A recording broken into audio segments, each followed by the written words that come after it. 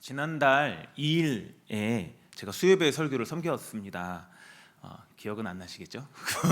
구원 얻는 믿음에 대해서 제가 이렇게 설교를 했었는데요. 그때도 제가 오늘이 무슨 날이냐, 내일이 무슨 날이냐 이렇게 제가 설교를 시작했는데 거의 못 맞힐 만한 날들을 갖고 왔어요. 오늘도 역시 같은 것을 여쭈면서 설교를 시작하려고 합니다. 오늘이 무슨 날일까요? 이게 필 필요 없습니다. 지금 핸드폰 피실 필요가 없어요.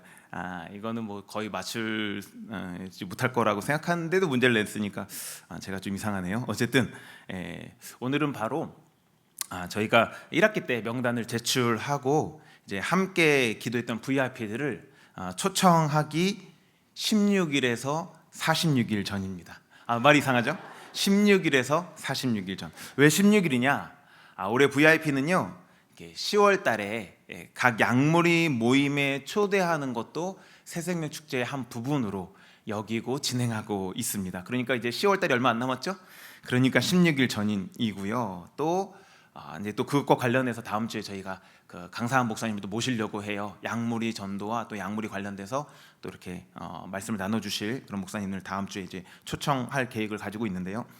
또 왜 46일 전이냐라면 우리 VIP 새생명 축제가 우리 매일성경 우리 광고에 보신 분들은 알시겠지만 10월 22일 토요일, 10월 29일 토요일, 10월 30일 주일 이렇게 3번 초청 축제를 계획하고 또 준비하고 있습니다. 그 마지막 날이 10월 30일이니까 오늘이 46일 전입니다. D-46. 네, 이미 아시다시피 교회는 VIP 새생명 축제를 준비하고 있습니다.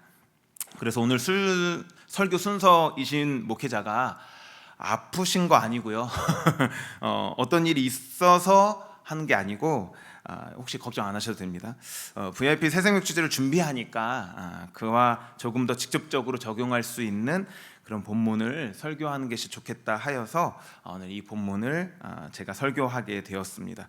혹시 로마서 설교를 기다리셨던 분이 계시다면 본문이 어디 가겠습니까? 그죠? 조금 기다리시면 또 오니까요. 너무 상심하지 마시고 오늘도 말씀 앞으로 나아가시는 저와 여러분이 되시기를 축복합니다. 말콤 글래드웰이 그의 책 아웃라이어에서 이 타고난 재능만으로는 성공은 보장되지 않는다라고 이렇게 말을 했다라고 합니다. 그런 것들도 물론 중요하지만 지속적인 연습이 필요하다라고 얘기했다라고 해요. 그러면서 안데르손 에릭손의 재능 논쟁 사례 A라는 연구 결과, 이 바이올리니스트를 3그룹 나누고요. 거기서 이제 이렇게 그룹별로 이렇게 조사했을 때 굉장히 많은, 그래서 결국에는 1만 시간을 연습한 사람들이 이렇게 성공을 했더라라는 것들을 발견했다라고 해요. 이 에릭손과 그의 동료들은 아마추어 피아니스트들과 또 프로 피아니스트를 또 비교해 봤는데 또 그 결과도 또 마찬가지였다라고 해요. 아마추어들은 어릴 때 일주일에 3시간 이상 연습하지 않았고 그 결과 20살이 되면 2000시간 정도 연습한 것으로 나타나는데, 반면 프로는 20살이 될 때까지 매년 연습 시간을 꾸준히 늘려서 결국엔 1만 시간에 도달했다라고 해요. 그러니까 천재성과 재능도 무시할 수 없지만 지속적인 연습, 지속하는 것이, 꾸준한 것이 매우 중요하다라는 것을 말하고 있는 것입니다. 그런데 여러분, 이 전도도 이렇게 지속적으로 또 꾸준히 계속 추구해야 된다라는 것들을 아마 다 동의하실 거라고 저는 믿습니다. 맞죠? 다 동의하실 거라고 믿습니다. 일반적으로 전도는 주의 명령이기 때문에 계속해야 된다는 것들도 다 동의하실 거예요. 그런데 전도했지만 아직 복음을 받아들이지 않는 분에게도 계속 전도해야 된다는 것들에 대해서 혹시 동의하시는지 모르겠습니다. 하나님께서 오늘 본문에서 하나님 나라에 대한 교훈을 말씀하고 계시거든요. 여러분, 전도를 다른 식으로 정의하자면 하나님 나라가 임하게 하는 것이다, 하나님 나라를 받게 하는 것이다, 하나님 나라에 들어가게 하는 것이다 라고 정의할 수 있습니다. 그렇죠? 그래서 특별히 오늘 본문은요, 하나님 나라가 어떻게 임하는가, 또 하나님 나라의 가치를 알 수 있는 그런 본문의 비유들을 또 함께 나누고 적용하면서 이 전도에 대한 교훈으로 좀 적용을 하려고 합니다. 자, 그럼 왜 전도만이 아니라 전도 대상자, 그러니까 한 번 전도를 시도했고 여러 번 전도를 시도했음에도 불구하고 복음을 안 받아들임에도 불구하고 그 사람을 왜 계속 전도해야 될까요? 낭비가 아닐까요? 그게 아니다라는 것이죠. 왜냐? 첫 번째는 하나님의 나라는 권능이 아니라 권면으로 오기 때문에 그렇습니다. 따라서 한번 해볼까요? 하나님의 나라는 권능이 아니라 권면으로 온다. 하나님의 나라는 당연히 하나님의 권능으로 오는 것 아닌가? 이런 생각이 들 수 있습니다. 네, 저도 맞다고, 저도 그것을 믿는 사람이에요. 당연히 하나님의 나라는 하나님의 권능으로 오는 것이 맞습니다. 그것을 부인하는 것이 아니라 제가 오늘 권능이라는 이 단어를 그런 의미로 사용한 게 아니고요. 이 권능, 하나님의 권능은 못하시는 게 있습니까? 없습니까? 없죠. 그러니까 하나님의 권능, 못하시게 하시면 못하시게 하실 수 있는 그 권능인데, 그러면 그 권능에 임해지지 않는 부분들을 설명할 수가 없지 않겠습니까? 그러니까 제가 오늘 사용한 그 단어는요, 이 하나님의 권능을 거부할 수 있는 여지 자체를 허용하시지 않는 그런 권능이 아니라, 하나님은 충분히 거부할 수 없게 하시지만, 그렇지만 그렇게 하지 않으신다는 방향. 그러니까 권능이라는 말이 무조건적으로 아무 여지 없이 그냥 하나님 나라를 밀고 오게 하시는 그런 그러니까 개인의 어떤 선택과 그런 모습들을 고려하지 않는 부분이 아니다라는 얘기들을 지금 하려는 거예요. 먼저 살피고 싶은 말씀이 있습니다. 11절 말씀인데요. 먼저 한번 좀 읽어보겠습니다. 같이 읽겠습니다. 시작. 대답하여 이르시되 천국의 비밀을 아는 것이 너희에게는 허락되었으나 그들에게는 아니 되었나니. 자, 오늘 본문 마태복음 13장은요 예수님의 가르침들과 그 다음에 끄트머리쯤에 한 가지 사건이 등장해요. 먼저 3절부터 8절 말씀은요 우리가 흔히 씨 뿌리는 비유라는 말씀이 등장해요. 자, 우리가 읽은 부분은 18절부터 그 비유를 설명해 주시는, 직접 해석해 주시는 예수님의 말씀이지요. 8절까지 비유를 말씀하신 예수님께 제자들이 묻습니다. 왜 비유로 말씀하세요? 10절에서 왜 비유로 말씀하세요? 이렇게 여쭈는 것이죠. 그래서 주님께서 대답하시는 그 대답이 방금 11절, 우리가 읽은 11절이에요. 그 이유가 뭐라고요? 천국의 비밀이 제자들에게 허락되었지만 다른 무리들에게는 아니다 라고 지금 얘기하고 있는 것입니다. 뭐가 제자들에게 허락됐다고요? 천국의 비밀. 그러면서 비유를 쭉 얘기합니다. 씨 뿌리는 비유도 마찬가지죠.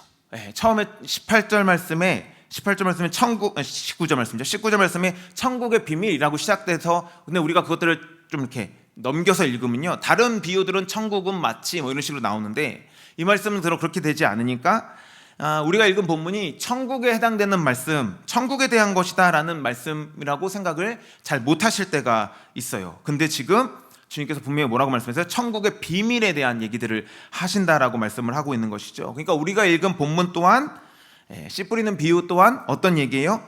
천국에 대한 얘기예요. 하나님 나라에 대한 말씀이라는 것입니다. 이것을 염두에 두고 오늘 말씀을 보면요 우리는 이 비유를 통해서 천국에 대해서 여러 가지를 알 수 있어요, 사실. 근데 오늘은 그 중에 한 가지를 조금 나누려고 하는데요, 그것은 바로 좀 전에 말씀드린 것처럼 하나님 나라가 권능으로 오는 게 아니라 권면으로 온다라는 것이라는 거예요. 자, 22절 23절 이제 한번 읽어볼게요. 같이 한번 읽겠습니다. 시작. 가시떨기에 뿌려졌다는 것은 말씀을 들으나 세상의 염려와 재물의 유혹에 말씀이 막혀 결실하지 못하는 자요, 좋은 땅에 뿌려졌다는 것은 말씀을 듣고 결실하여 어떤 것은 100배, 어떤 것은 60배, 어떤 것은 30배가 되느니라 하시더라. 자, 우리는 이 말씀을 통해 하나님 나라에 대한 말씀을 받고도, 19절 말씀처럼 천국 말씀을 받고도 결실하지 못하는 자가 있다는 걸 알게 됩니다. 22절에 결실하지 못한다고 되어 있죠. 또한 23절처럼 결실하는 자가 있다라고 지금 말씀하고 있습니다. 뒷부분에 이 비유에 대한 또 다른 것들을 제가 언급하겠지만 저는 이것을 좀 주목하고 싶습니다. 여러분, 천국의 말씀을 듣고도 결실하지 못하는 자, 다시 말해서 하나님 나라를 받지 못한 자가 있다 없다? 있다라는 것입니다. 우리는 우리 주변에 그러한 것을 보았기 때문에 많이 보고 있지 않습니까? 우리의 낙심하게 될 만한 이유들이 좀 많이 있지 않습니까? 그러니까 그것이 그냥 그런가 보다 이렇게 생각을 많이 하곤 합니다. 그런데 이 말씀을 들은 제자들은요, 그들이 만약 구약적 사고방식, 구약적 사고방식 가운데 하나님 나라는요, 이 다니엘서 2장을 통해서 알 수 있는 것처럼 권능으로 임해버리는, 그러니까 거부할 수 없이 임해버리는 나라, 거부할 수 없이 임해버려서 그 나라에 합당하지 않는 사람들은 배제되고 그 나라만 온전하게 서는 그런 주의 날, 그런 구약적 사고들을 가지고 있었거든요. 이런 생각을 가지고 있는 우리 제자들이 그런 생각을 가지고 있었다면, 그럼 오늘 결실하지 못한다, 하나님 나라가 임했지만 결실하지 못하는 사람들이 있다라는 것들이 이 사람들에게는 충격이었을 수도 있었을 거예요. 그런데 결실하지 못한 자가 있다라고 주님 말씀하고 있는 것입니다. 사실 다 알 수는 없지만 세계 신자의 수를 가늠해 볼 때도요, 하나님 나라를 받지 못한 사람이 훨씬 많습니다. 저희가 보통 5억 5천, 6억 정도를 생각을 많이 하곤 하는데요, 지구상의 인구를 한 70억이라고 본다면 훨씬 많은 사람들이 하나님 나라를 받지 못했던 것이죠. 무슨 뜻입니까? 하나님 나라는 구약 사람들이 생각했던 것처럼 이 신약 시대에 권능으로 오지 않는다, 그날에 합당한 자들을 제어해버리는 방식으로 오지 않는다라는 것입니다. 우리 요한복음 5장 40절인데요 한번 같이 읽어보겠습니다. 같이 읽겠습니다. 시작.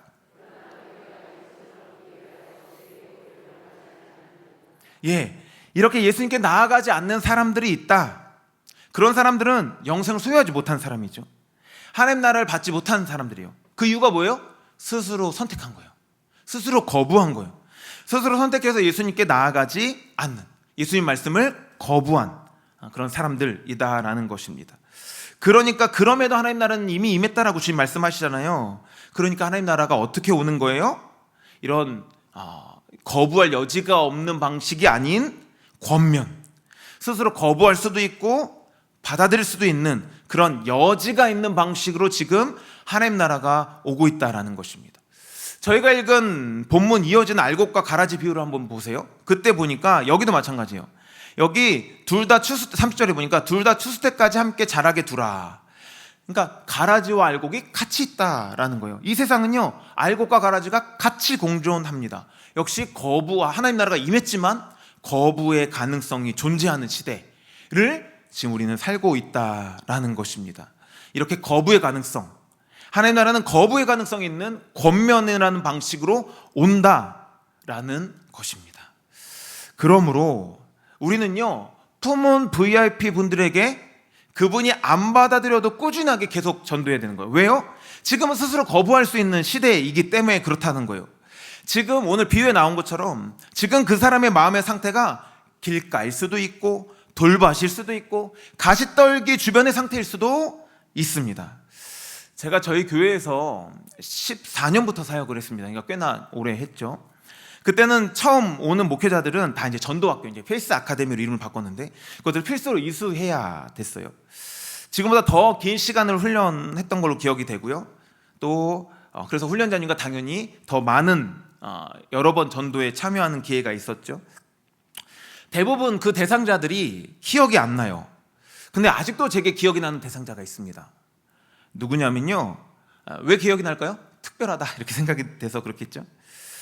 제가 페이스 아카데미에서도 종종 나누곤 하는 것 같은데, 어떤 분이냐면요, 복음을 못 믿겠다라고 대놓고 거부한 그 사람이 아직도 기억이 나요. 혹시 여기 계신가? 9년이 지났으니까. 네. 근데 그분 빼고는 한 분도요, 단 한 분도 복음을 받아들이지 않겠다라고 말하는 사람이 없었어요. 그렇지 않겠습니까? 우리는 그게 충분히 이해되죠. 이 좋은 복음을 왜 안 받아들입니까? 받아들이지 못해서 아니지 왜 안 받아들입니까? 안 믿어져서 원통하지 왜 안 받아들입니까? 이 좋은 복음을요. 이게 우리의 마음입니다. 안 받아들이는 부분에 대해서 우리는 의아할 수 있어요. 근데 우리는 이게 우리의 관점이라는 거예요. 이미 성도가 된 사람, 하나님의 은혜를 경험한 사람들의 관점이라는 거예요. 그러니까 안 받아들이는 사람들이 의아해요. 그래서 이 사람은 안 되나 보다. 때로는 더 심하게 좀 안다 하는 사람들은 선택받지 않은 건가, 뭐 이런 생각들을 하고 거기에 대해서 쉽게 낙심하거나 또 그 영혼에 대해서 포기하거나, 물론 직접적인 관련이 있지 않는 한 그냥 이렇게 놓아둔 그런 모습으로 살고 있는지도 모르겠습니다. 그러나 여러분, 우리가 이미 익히 아는 것처럼요, 지금은 거부의 가능성이 있는 권면의 시대예요. 하나님 나라를 안 받아들일 수 있는 시대라는 거예요. 그러나 그 밭이 변할 수 있는 가능성들은 있다라는 것입니다. 하나님은 은혜 주시기를 원하시는 하나님이시죠. 그 밭이 변할 수 있기 때문에, 또 우리 통계적으로 그렇지 않습니까? 예수님 믿게 되는 경우가 7번, 8번 말씀을 들을 때 예수님께 나오는 그런 통계를 우리가 또 알고 있지 않습니까? 그러니까 낙심할 필요가 없고, 또 포기하면 안 되고, 계속 안 받아들였지만 계속 노력해야 되며, 계속 전해야 되며, 계속 나아가야 된다라는 것입니다. 모레 16일은요, 저희가 22년 새생명 축제를 이제 준비하면서 우리 1학기 때 1차 또 2차 이렇게 태신자 모집을 했습니다. 아닌가요? 다 전달이 되는 걸로 저는 알고 있는데, 이제 내일 모레는요 3차, 이제 최종적으로 태신자 명단을 이제 업데이트하는 날입니다. 그동안 없었다가 이제 찾다가 찾는 분들이 다시 이제 업데이트 해가지고 함께 또 기도하고 또 이렇게 노력하는, 그런 위해서 이제 명단들을 업데이트하는 날입니다. 작년에 새생명 축제를 이제 진행하면서요, 하나님께서는 코로나 팬데믹이라는 어려운 가운데서도 우리 성도님들의 헌신들을 받으셔서 공동체 귀한 열매들을 맺어 주셨어요. 근데 그 행사를 이제 다 진행하고 나서 이 행사에 참여했다, 내가 전도에 헌신했다, 내가 영혼구원에 참여했다라는 분들을 이제 그런 것을 알 수 있는 수치들을 이제 좀 대략적으로 통계를 내보니까요, 제가 이제 수치를 말하기는 좀 그렇고, 최소한 올해는 더 많은 분이 이 귀한 영혼구원의 사역에 동참해야 된다라는 결론을 얻을 수 있었습니다. 여러분, 혹시 품고 기도해야 될 영혼이 없다라는 분들이 계십니까? 하고 싶은데 없다. 근데 정말 없으신가요? 혹시 지금 주변에 스스로 포기한 것은 아닐까요? 스스로 포기한 영혼, 내가 저 사람은 안 돼, 저 사람은 진짜 안 돼, 그렇게 생각해버려서 안 오는 거 뻔하니까 태신자 명단에도 오르지도 않고, 그래서 함께 기도할 기회조차 잃어버리는 그런 분들은 혹시 없으십니까? 또 전해야 되는데 그것들을 알지만 용기가 없어서, 또 계속할 만한 용기가 없어서 그냥 포기해버리는 분들은 없으십니까? 또 돌밭, 가시떨기에 뿌려진 것처럼 말씀을 받았는데요, 근데요 하나님 나라를 결실하지 못한 사람들도 있을 수 있습니다. 대부분 우리가 알아요. 물론 정확하게 아는 건 우리 하나님만 아시죠. 그렇지만 스스로 거부한 채 살아가는 사람들, 교회에 안 다니고 있거나, 물론 큰 상처가 있을 수도 있고 여러 가지 연유가 있을지 모르지만, 우선은 그 영혼의 입장에서 볼 때 빨간불이라고 볼 수 있죠. 그런 거부한 채 살아가고 있는 것처럼 보이는, 또 겉으로죠, 이거는 속은 주님이 아시지만, 그런 영혼이 우리 주변에도 전에는 말씀을 받았지만 지금은 결실하지 못한 그런 영혼들이 있을 수 있다라는 것입니다. 왜요? 그럴 수 있는 시대니까. 지금은 그럴 수 있는 시대라는 것입니다. 혹시 그러한 분들 때문에 이제 더 이상 못하겠다, 이렇게 낙심하고 10월달이 두려워지고, 또 뭐 하나 해야 된다, 내가 명색이 목자인데, 내가 명색이 지금 교회에 몇십 년 다녔는데, 이런 분이 있다면 혹시 한번, 예전에 내가 복음 전한 사람, 사도 바울도 복음 전한 지역들을 돌아봤는데 한번 그렇게 돌아보면서 그 영혼들을 위해서 기도할 사람들을 한번 찾아보지 않으시겠습니까? 다시 품고 다시 기도하며 다시 해보십시다. 우리 그럴 때 하나님의 은혜를 구하며 나아갈 때 하나님께서 반드시 은혜 주실 줄을 믿습니다. 하나님 나라는 겉면으로 오니까 또한 우리는 무례하게 전도하지 말아야 될 필요도 우리는 적용할 수 있습니다. 저희 공동체는 그런 분이 너무 교양이 있으셔가지고 그런 분이 없을 거라고 저는 믿어요. 그래서 길게 얘기할 거는 없다고 여겨지는데요, 복음을 전하면서도요 이렇게 그런 분들 계시는 것 같아요. 우리 주변에는 없지만 간혹 안 받아들이면 마치 막 마귀 같은 사람으로 이렇게 대하시는, 그런 전도자들이 물론 틀린 말은 아닌데, 그렇죠, 마귀를 따른 사람들이 맞긴 맞는데, 근데 그걸 굳이 표현해야 될 필요가 없는데, 근데 그런 전도자들이 있을 수 있습니다. 그럼 그 말씀을 언젠가 밭이 변할 수도 있는데, 그죠? 하나님의 역사로 하나님께서 규경하셔서 밭이 변할 수도 있는데, 근데 또 하나의 장애물, 또 하나 밭을 규경하는 데 있어서 또 하나의 큰 바위를 놓고 있는 그런 분들이 있을 수 있습니다. 사랑하는 여러분, 하나님의 나라는 권능이 아니라 권면으로 온다는 것들을 기억하시고, 지금 내 주변에 허락하신 영혼들 낙심하지 마시고 무례함이 아니라 온유함과 겸손함으로 계속 전도하시는 저와 여러분이 되시기를 예수님 이름으로 축복합니다. 그럴 때 하나님께서 반드시 은혜 베푸실 거예요. 귀한 열매로 주님께 나아가는 순간들이 반드시 있을 것입니다. 그런 가을이 이번 가을이 되기를 예수님 이름으로 축복합니다. 자, 두 번째인데요, 전도에 힘쓸 뿐 아니라 복음을 안 받는 전도 대상자에게 전도하기를 계속 힘써야 되는 두 번째 이유, 그것은 하나님 나라는요 누구에게나 권면해도 충분할 만큼 가치 있는 것이기 때문에 그렇습니다. 뭐라고요? 누구에게나 권면해도 충분할 만큼 가치 있는 것, 너무 비교할 수 없는 가치가 있는 것이기 때문에 그렇습니다. 하나님 나라는 세상 것과 비교할 수 없을 만큼 가치가 있습니다. 믿으시죠? 아멘. 예. 44절부터 46절까지를 눈으로 잠깐 보겠습니다. 눈으로. 자, 44절, 45절, 46절 이렇게 잠깐 보시면 여기 천국이 무엇에 비유됩니까? 이거 우리 찬양으로도 많이 부르는 그런 본문이니까 잘 아실 건데, 무엇에 비유돼요? 보니까 밭에 감추인 보화, 보물이라는 거예요. 또 45절에는요 극히 값진 진주, 46절에 그죠? 극히 값진 진주. 자, 첫 번째 반복되는 말이 있습니다. 뭐예요? 발견하면, 발견한 후 44절, 그리고 46절 발견함에, 이 발견이란 말이 반복이 됩니다. 자, 그래서 발견하면요 두 번째 반복되는 말이 있습니다. 자, 어떻게 합니까? 자기의 소유를 다 팔아. 44절 자기의 소유를 다 팔아. 그리고 46절 자기의 소유를 다 팔아. 다 팔 만큼 귀한 거, 모든 걸 걸어도 될 만큼 귀한 거, 그게 하나님 나라라는 거예요. 믿으시죠?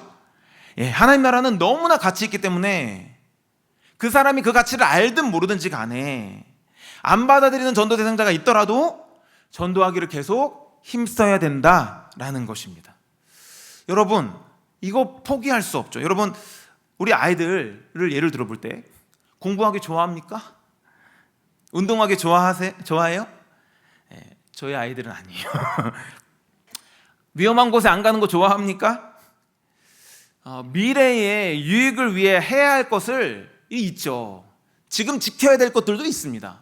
위험한 곳에 가면요 미래에 안 좋습니다. 그죠? 그러니까 미래에 안 좋으니까 우리가 그렇게 야채를 먹이려, 김치를 먹이려 그렇게 애쓰지 않습니까? 또 미래에 안 좋으니까 그렇게 하기 싫다는 공부를 어르고 달래며 막 시키지 않아요? 네. 운동도 마찬가지죠. 네. 공부하기 싫다고 그냥 놀게 하시는 그런 부모님 계셔요? 그러셨습니까? 우리 다 키우신 분들 그러셨습니까? 물론 이런 분들은 계세요. 전략적으로 나중에 공부에 질릴까봐 어릴 때는 엄청 놀게 하는 거예요. 그죠? 네. 그래서 후위를 도모하시는 부모님들이 계십니다. 지금은 어차피 해도 뭐 별로 미래에 별로 영향을 못 미칠 것 같으니 후위를 도모하시는 그런 부모님들이 있어도 아예 포기하는 부모님은 저는 없다고 믿습니다. 예, 저는 없다고 믿어요. 자녀의 미래를 위해서 무엇인가 할 수 있는 것들을 포기하는 부모요? 저는 없다고 믿습니다. 그것이 정말 좋은 것이라면 없다고 믿어요. 때로는 훈계하죠. 때로는 어르고 달려. 훈계하는 것도 얼마나 힘든 겁니까, 진짜? 예, 그러고 싶지 않은데 계속 그러고 있는, 그렇죠? 때로는 어르고 달래고 비 맺추는 게 얼마나 힘듭니까? 예, 그러면서도 미래를 준비하게 합니다. 예. 여러분, 근데요, 이게 미래의 어떤 직업을 얻는 것, 어떤 것을 물질적인 것을 얻는 것, 어떤 좋은 상태, 건강한 상태에 이르는 것, 이것과 비교할 수 없는 것입니다. 하나님 나라에 대한 것이기 때문에 그래요. 하나님 나라에 들어가 사는 것, 또 아닌 것, 이것에 영향을 미치는 게 복음이죠. 싫다고, 거부한다고, 복음 안전하고 교회로 안 초청하시겠습니까? 32절 겨자씨 비유에서 말씀하시는 것처럼, 또 33절 누룩 비유에서 말씀하시는 것처럼, 지금 하나님의 나라는요, 나중에 새가 깃들 것처럼 크게 될 것이지만, 지금은 나중에 반죽 전체가 부풀게 될 정도로 거대해지겠지만, 지금은 전혀 하나님 나라가 아닌 것 같은 상태, 전혀 예상하지 못한 상태, 그런 형태, 그러니까 보고도 무시할 만큼 아주 작은 상태, 그러니까 영적인 눈이 열리지 않으면 보지 못하는 상태에 있기 때문에 우리가 알려주지 않으면 그 가치를 인정할 수 없고, 그 가치를 몰라서 지금 복음 앞으로 나오지 않는 것이지, 그것을 안다면, 우리가 찬양하는 것처럼 그들도 주 알게 되면 함께 기뻐 춤을 추게 되리라는 그 일들이 있을 만큼 그런 가치 있는 것이 하나님의 나라다라는 것입니다. 무엇과도 바꿀 수 없어요. 무엇과도 바꿀 수 없는 것이 하나님 나라의 복 아니겠습니까? 그래서 계속 얘기해야 되는 거예요. 계속 전해야 되는 거예요. 계속 섬겨야 되는 거예요. 계속 알려줘야 된다라는 것입니다. 그 눈이 열리는 그날, 하나님의 은혜로 그 일들을 알게 되는 순간 아마 이런 사람 한 명도 못 봤어요. 왜 내게 복음 전해가지고 왜 하나님 나라를 내가 살게 하십니까? 당신 때문이에요. 이런 사람 내가 못 봤습니다. 내가 왜 이렇게 복을 많이 받습니까? 참, 내가 옛날에 그대로 살기 좀 놔두지 왜 이렇게 많은 복을 받게 하십니까? 이런 사람 제가 한 명도 못 봤습니다. 왜요? 지금은 거부하죠. 지금은 싫죠. 왜요? 모르니까. 근데 계속 전해야 되는 이유가 뭐예요? 그 하나님의 나라는 무엇과도 바꿀 수 없는 가치가 있는 그런 나라, 그런 것이기 때문에 그렇다라는 것입니다. 이제 말씀을 좀 마무리하려고 합니다. 여러분, 오늘 제가 함께 나눈 것은요, 하나님 나라는 그런 권능이 아니라 권면으로 오고요, 하나님 나라는 누구에게도 권면해도 충분할 만큼 가치 있는 것이다라는 말씀을 나누었습니다. 그래서 낙심했다 하더라도, 포기했다 하더라도 다시 일어나서 계속 온유함과 겸손함으로 나아가야 된다라는 말씀들을 나누었습니다. 그런데 여러분, 지금 하나님의 나라는요, 권능이 아니라 권면으로 오지만 언젠가 권능으로 임할 때가 있다라는 것들을 여러분들 아세요? 그날이 오고 있습니다. 아까 우리 본문 말씀에 있는 47절부터 50절까지의 말씀을 보면 알 수 있는 것처럼 권능으로 임하셔서 그 나라에 합당하지 않는 모든 것들을 갈라내어 풀무불에 던져 넣는 그런 권능으로 오시는 때가 지금 오고 있습니다. 악인의 무리들은 사라지고, 그렇죠? 신자들은 그날들을 소망하죠. 악인의 무리는 사라지고 하나님의 나라 백성들만 남는, 하나님 나라에서 하나님 나라 백성들만 남는 그 권능으로 오는 하나님의 나라, 그 하나님의 나라, 구약 사람들이 바라보았던 그런 형식으로 오는 하나님 나라가 지금 성경 뭐라고 표현하고 있냐면요, 오고 있다라고 표현하고 있습니다. 본문 50절 58절에는요 이런 주님의 가르침 뒤에 맡은 한 가지 사건을 덧붙이는데요, 그것은 바로 예수님을 배척한 사람들에 대한 이야기입니다. 하나님의 나라가 권면으로 오는 이 은혜의 시대에는요, 그 나라를 받지 않는 사람과 그 나라를 받은 사람들이 어떻게 보면요, 물론 다르지만 겉으로 볼 때는 크게 다르지 않을 수도 있어요. 근데 그 배척하면 어떻게 됩니까?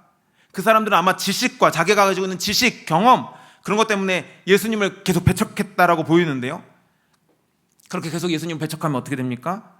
권능으로 임하는 하나님 나라를 계속 예수님을 배척한 채, 계속 예수님의 말씀들을 거부한 채, 계속 하나님의 나라를 받아들이지 않은 채, 그때 하나님 나라를 마주하게 되면 어떻게 됩니까? 우리 자녀가, 우리 주변에 있는 우리의 사랑하는 사람들이 그렇게 되면 어떻게 되겠습니까? 그런 엄중한 상황 앞에서 우리의 낙심이 대수겠습니까? 우리의 연약함이 대수겠어요? 여러분, 물에 빠져서 자식이 죽어가고 있는데 나 수영 못한다고 안 뛰어들 부모가 있어요? 엄중한 상황 앞에서 우리의 자존심, 그게 뭐 대수겠습니까? 이런 엄중한 상황 가운데서 우리의 어떤 알량한 그런 모습들, 손해, 재정적인 손해, 시간적인 손해, 그게 뭐 대수겠습니까? 사랑하는 여러분, 그 하나님 나라가 이제 권능으로 임하는 때가 다가오고 있습니다. 그래서 우리는 계속 복음을 위해 계속 복된 소식을 전파해야 된다라는 것입니다. 디모데전서 2장 4절은 우리에게 이렇게 말씀합니다. 하나님은 모든 사람이 구원을 받으며 진리를 아는 데에 이르기를 원하시느니라. 하나님도 알고 계세요. 권능으로 오실 그 나라를 지금 예비하고 계시고 오고 계시죠. 근데 하나님 왜 지금까지 안 오십니까? 한 명이라도 더 그 하나님 나라에 살게 하시려고, 한 명이라도 더 그렇게 하나님과 함께 영원히 살게 하시려고, 진리를 아는 데 이르게 하시려고, 그걸 원하시니까 이렇게 천천히 오는 것처럼 느껴지게 오시는 것 아니겠습니까? 사랑하는 여러분, 이분이 우리 하나님이십니다. 그리고 그 하나님의 열심, 그 하나님의 역사를 통한 누군가의 섬김 때문에 여러분들은 지금 여기에 있습니다. 여러분들은 지금 하나님 나라에 있습니다. 여러분들은 지금 하나님 나라의 복들을 받고 있습니다. 하나님의 은혜이지만 그 하나님의 은혜의 손길로 사용받은 그 어떤 사람 때문에. 근데 하나님은요, 그 은혜들을 받은 그 사람을 통해서 또 다시 하나님의 손길이 되어 누군가에게 그 은혜를 나눠주는 자가 되기를 원하시는 줄을 믿습니다. 이게 하나님이 원하시는 것이기 때문에 계속 전하고 계속 하나님께 나아간다면 반드시 열매를 주시는 그날이 온다라는 것들을 오늘 이 말씀들을 통해서 다시 한번 믿으시고, 낙심이 오고 포기하고 싶다 하더라도 하나님의 역사로 말미암아 사랑하는 사람 모두가 함께 이 땅에서도 하나님 나라를 살고 그리고 영원한 하나님 나라에서도 살아가게 되는 은혜를 다 누리시는 저와 여러분이 되기를 예수님의 이름으로 축복합니다. 그 은혜를 받은 자답게 살아가는, 또 그 은혜를 누리는 저와 여러분이 되기를 예수님의 이름으로 축복합니다.